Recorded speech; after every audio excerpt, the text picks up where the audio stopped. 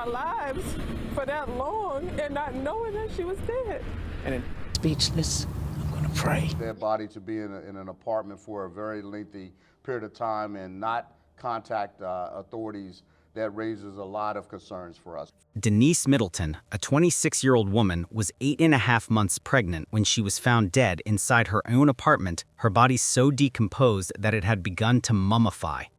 The man responsible was her boyfriend, Tory Damian Moore. He killed her and lived with her corpse for 2 months, sleeping just rooms away from where her body lay rotting under a blanket. And the only reason police ever found her was that Moore killed someone again.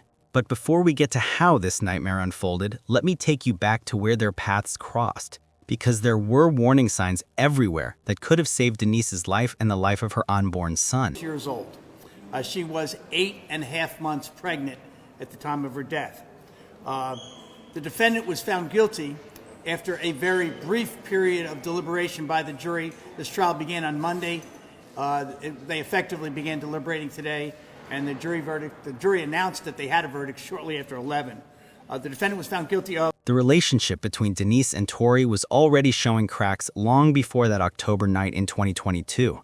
In June of that year, Denise reported to Norfolk, Virginia police that Moore had punched and choked her for 3 minutes straight, leaving her unable to breathe. Police issued a warrant for aggravated assault, but Moore was never arrested. He already had a criminal history and arrests for armed robbery, assaults with deadly weapons, kidnapping, drug distribution with intent, and carrying loaded firearms. This was someone with a documented pattern of violence, and Denise was pregnant with his child, trapped in their shared apartment at 11,235 Oakleaf Drive in Silver Spring, Maryland. By early October, Denise and her family had already named their soon-to-be grandson Ezekiel. She was days, maybe a week away from giving birth. The baby was viable, meaning he could have survived delivery and lived a full life. But on October 9th, 2022, everything changed. Surveillance cameras inside their apartment building captured what would be the last time anyone saw Denise Middleton alive. Around 7 in the evening, she and Moore entered an elevator together. What the cameras recorded next was chilling. Moore grabbed her, pushed her, and a physical fight broke out right there in that small metal box. They entered their apartment together. About an hour later, Moore walked out alone. Denise never left. What happened inside that apartment was brutal and methodical. Moore shot Denise 7 times. At least 4 of those bullets struck her in the back, meaning she was likely trying to run away from him, trying to escape, trying to protect herself and her baby. The medical examiner would later recover the projectiles during autopsy, confirming what prosecutors suspected all along. This wasn't a crime of passion or a moment of rage. This was an execution.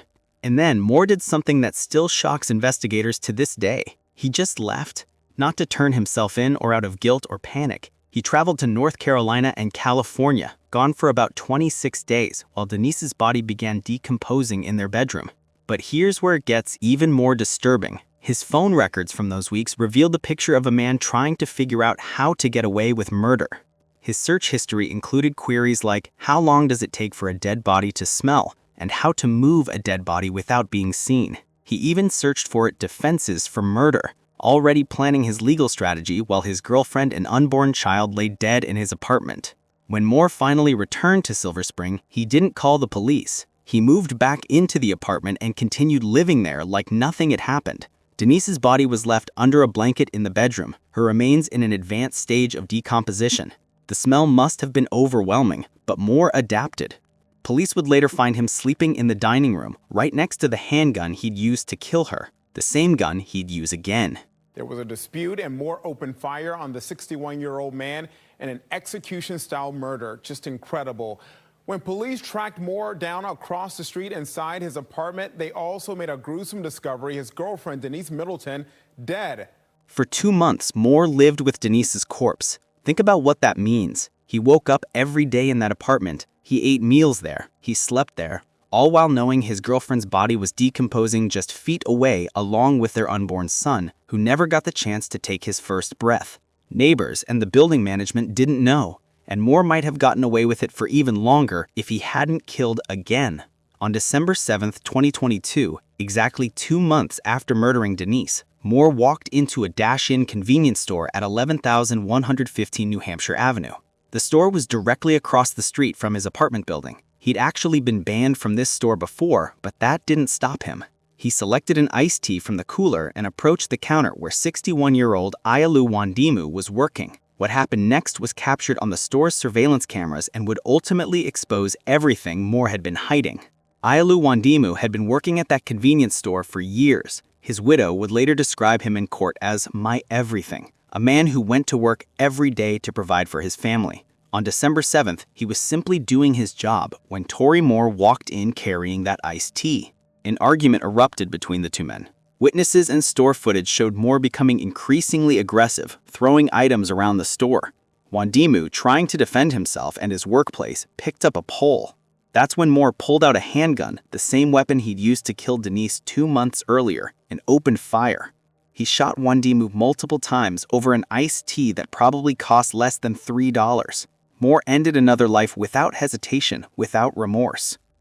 The night they tell me they are just in complete shock and trying to process what happened, but told me he was just an incredible person. He lived about a half a mile away from work. Well, the man accused of killing him, he also lived close. In fact, take a look. Police tell us he literally lived across the street inside of this apartment complex. And when they went in to arrest him, well, they made a gruesome discovery. Moore fled the scene and went straight back to his apartment, the one he shared with Denise's decomposing body. But this time there were witnesses and surveillance footage. Police knew exactly who they were looking for, and they knew exactly where to find him. Just hours after Wandimu's murder, a SWAT team prepared to execute a no-knock search warrant at Moore's apartment at 11,235 Oakleaf Drive. What they found when they breached that door would haunt them forever. Before they even fully entered, the smell hit them. A strong, unmistakable odor of decomposition that meant only one thing.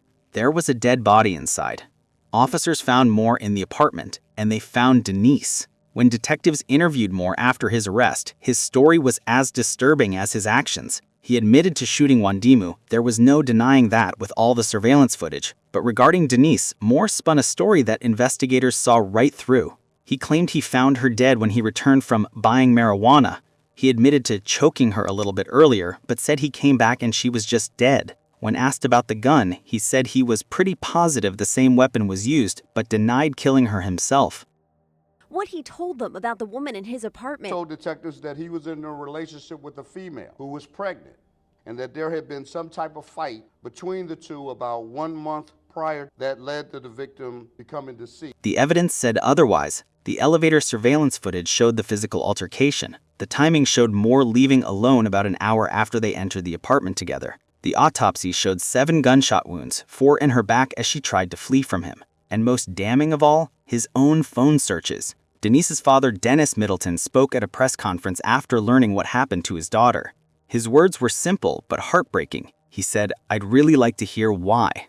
Why did Moore kill his pregnant girlfriend? Why did he live with her body for 2 months? Why did he throw away 3 lives, including an innocent baby who never got a chance to breathe, over what?" The answer might never fully make sense, but the legal system was about to ensure Moore faced consequences. Their body to be in an apartment for a very lengthy period of time and not contact authorities, that raises a lot of concerns for us. Moore was arrested on December 9, 2022. The charges came fast. First, murder for killing Ayalu Wandimu, along with the use of a firearm in a felony and illegal possession. Then, on December 15th, additional charges were filed for the murders of Denise Middleton and her unborn son. But there was a complication that would delay justice for months.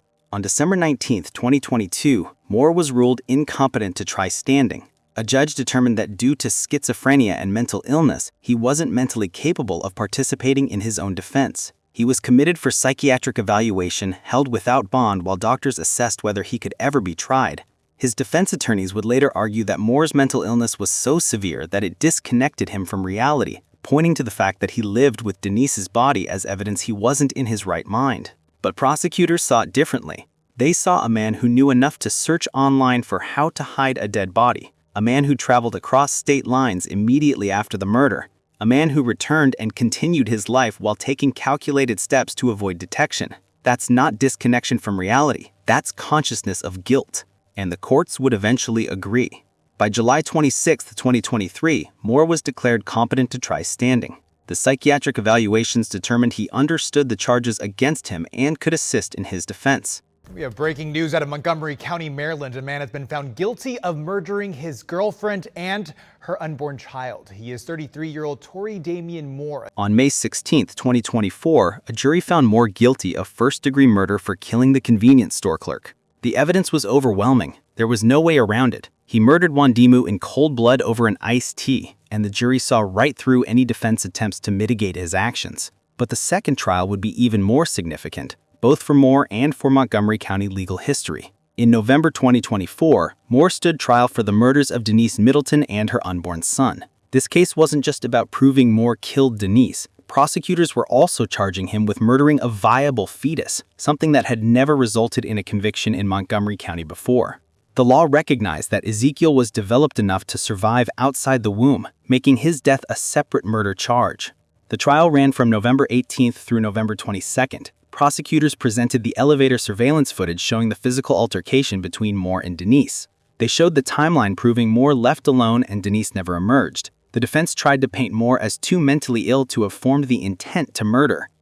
Found him guilty of murdering 26-year-old Denise Middleton back in 2022, and he's the first in Montgomery County to also be convicted of murdering a viable fetus. They highlighted his schizophrenia diagnosis and argued that living with a corpse was proof of his detachment from reality. But this was not a man who knew exactly what he'd done and worked hard to cover it up. On November 22, 2024, the jury reached their verdict. Guilty of first-degree murder for killing Denise Middleton, first-degree murder for killing her unborn son, firearm charges, and charges of committing a crime of violence against a pregnant person. Moore became the first person in Montgomery County history to be convicted of murdering a viable fetus. The verdict set a legal precedent that would influence how future cases involving pregnant victims would be prosecuted. But the story wasn't over. Moore still had to face sentencing for all three murders: Denise, Ezekiel, and Ayalu Wandimu. 6-year-old Denise Middleton was nearly 9 months pregnant when her decomposing body was found at this apartment. On May 30, 2025, he appeared before Judge Rachel McGuckian at the Montgomery County Circuit Court. Wandimu's widow stood and spoke about his husband, calling him "my everything" and describing the hole his death left in his family. Denise's family members spoke about their grief, about the baby they'd never get to meet, about the daughter and sister they'd lost. They praised the prosecutors and investigators who worked tirelessly to bring Moore to justice and asked the judge to ensure Moore could never hurt anyone else again. Throughout all of this, Moore remained silent. He offered no apology, explanation, or remorse. Judge McGuckian looked at the evidence, listened to the victim impact statements, and considered Moore's history of violence, and made a decision. 3 successive life sentences, one for each victim, Denise, Ezekiel, and Ayalu Wandimu, plus an additional 80 years running concurrently for the firearm and other charges. 3 consecutive life sentences wasn't just a legal formality. It was a statement that 3 lives, taken in 3 different acts of violence, mattered. As Judge McGuckian read each sentence aloud, the courtroom fell silent. Families sat gripping tissues, hands trembling, as each life term landed like a weight on the room. One for Denise, who should still be alive, one for Ezekiel, who should have been born, and one for Ayalu, who should have made it home from work that December night. For many of the relatives present, it was the first time they felt the system finally recognized the full scope of what was stolen from them. The grief didn't disappear, nothing could bring their loved ones back. But the verdict brought a measure of closure after 2 long years filled with unanswered questions, court delays, and reliving trauma in depositions and hearings. One family member later said it felt like breathing for the first time after being underwater. But as meaningful as the sentencing was, it also highlighted something darker, that this tragedy could have been prevented. Denise did seek help. She did report Moore months before her death. She told police she had been punched, choked, and unable to breathe for minutes. A warrant existed. A documented history of violence existed. Warning signs were flashing like sirens, yet Moore was still free. Outside the courthouse on the day of sentencing, domestic violence advocates held posters with Denise's picture alongside the words, "Her call for help should have saved her life." They spoke about systemic delays in arresting violent offenders, the lack of follow-up for pregnant victims, and how cases like this reveal the deadly consequences of administrative gaps. Denise's family echoed those concerns. They didn't want justice only for their daughter.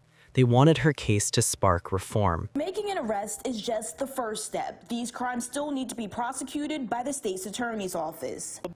They spoke about strengthening domestic violence response protocols, prioritizing pregnant victims, and creating consequences when violent offenders evade warrants for months.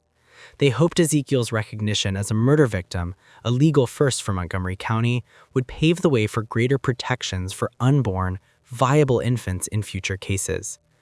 And then there was more.